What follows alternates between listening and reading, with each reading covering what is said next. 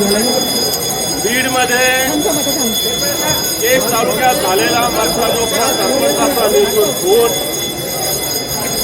आणि त्याचप्रमाणे परभणीमध्ये संविधान रक्षण करणारा सूर्यवंशी नामक कार्यकर्ता याचा कारागृहात झालेला मृत्यू, कारागृहातून मृत्यू झाला त्याचा रिपोर्ट आलेला आहे आणि त्या रिपोर्टमध्ये शवविच्छेदनामध्ये पोस्टमार्टममध्ये डॉक्टरांनी स्पष्टपणे म्हटलेलं आहे या सूर्यवंशीचा खून किंवा मृत्यू हा खऱ्या अर्थानं मारहाणीमुळे झालेला आहे।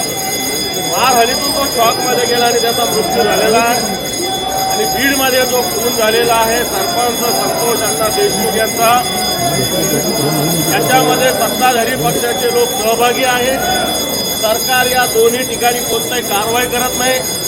सरकार संविधान रक्षण करणाऱ्याचाही खून करतंय, सरकार जनतेचं रक्षण करणाऱ्याचं सुद्धा खून करतंय।